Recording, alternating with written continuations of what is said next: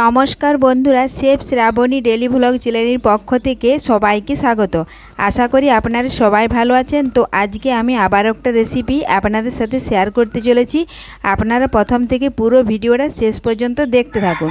আজকে বানাবো আমি কাঁঠালের পকোড়া। চলুন তাহলে শুরু করি।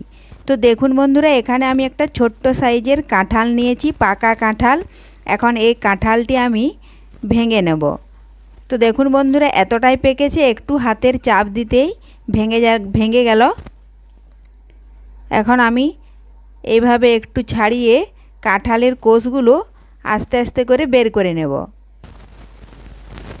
দেখুন কাঁঠালটার আঠাও খুব কম আর অনেকটাই পেকে গেছে বলে কাঁঠালটা ছাড়াতেও বেশি কষ্ট হলো না। দেখুন বন্ধুরা, এইভাবে একটু চাপ দিয়ে ছাড়িয়ে দিয়েছি আর আমি কোষগুলো বের করে নেব। কোষগুলো বের করে এরপরে আমি বীজগুলো বের করে নেব। আর কোষের ভেতরে একটা লাই থাকে, সে লাইটাও আমি বের করে দেব। ওটা হজম হতে চায় না, এজন্য কাঁঠাল ছাড়ালে ভালো করে দেখে করে কোষের ভেতরে বীজটা বের করতে হয়।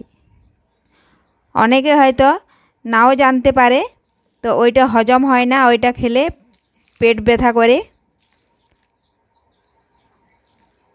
ছোট কাঁঠালের কোষগুলো দেখুন বন্ধুরা, খুব সুন্দর, একদম সলিড কোষগুলো।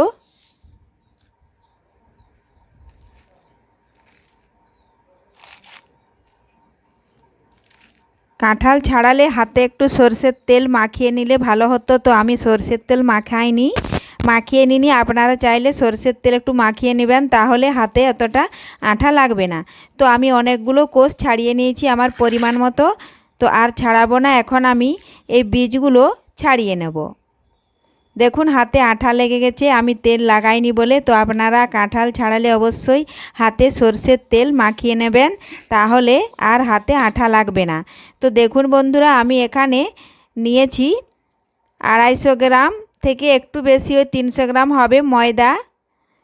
তো ময়দা আমি আগে থেকেই ভালোভাবে চালিয়ে নিয়েছি। এখন দিলাম ময়দার সাথে 100 গ্রাম সুজি। এখন দেব স্বাদ মতো লবণ।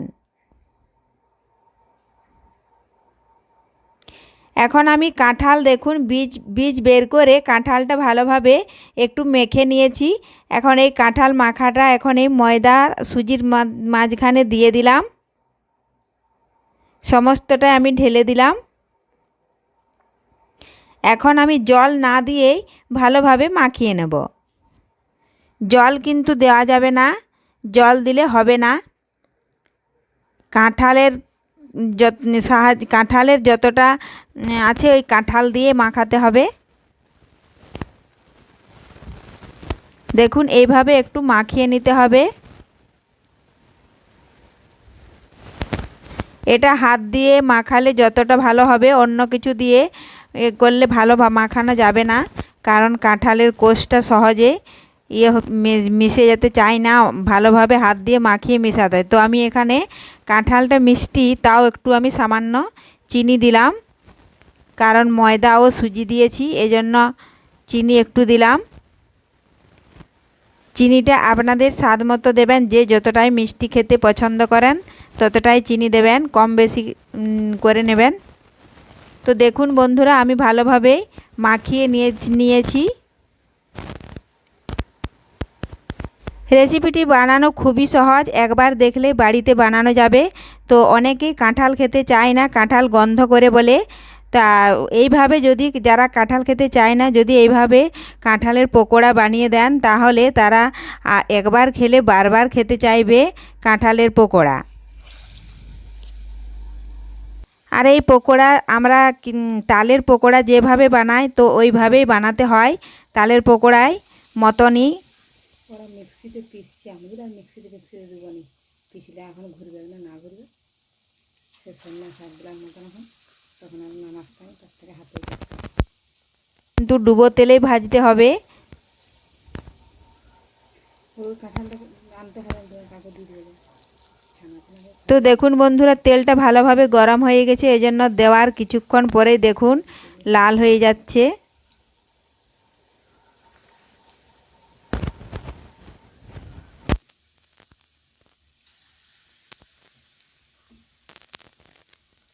দিয়ে মাকে দেবো।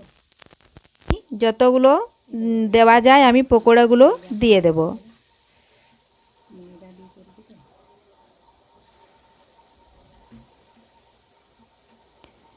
তো কোনো বন্ধু নতুন হয়ে থাকলে চ্যানেলটি সাবস্ক্রাইব করে বেল আইকনে সেট করে দিন সবার প্রথমে আমার এই ভিডিও পেতে। তো দেখুন একটা ছান্তার সাহায্যে আমি এইভাবে আস্তে আস্তে করে উল্টে নেব। যেগুলো আমি আগে দিয়েছি সেগুলো আমি আগে উল্টে নিচ্ছি, কারণ ওগুলো অনেকটাই ভাজা হয়ে গেছে। দেখুন লাল লাল হয়ে গেছে। এইভাবে আগে পরে করে আমি সমস্ত পকোড়াগুলো উল্টে নেব। বন্ধুরা আমি সমস্ত পকোড়াগুলাই উল্টে নিয়েছি, আর এখন আমি ছান্তার সাহায্যে এভাবে তুলে আমি তেলটা একটু ঝরিয়ে তুলে নেব। একই রকমভাবে সমস্ত পকোড়াগুলোই আমি এইভাবে ভেজে নেব। তো তেল ঝরে গেছে, এখন আমি তুলে নিচ্ছি। দেখুন বন্ধুরা, তো এইভাবে আপনারাও বাড়িতে খুব সহজে বানিয়ে নিতে পারবেন কাঁঠালের পকোড়া। তো আজকের রেসিপি আপনাদের যদি ভালো লেগে থাকে লাইক ও শেয়ার করতে ভুলবেন না। ধন্যবাদ।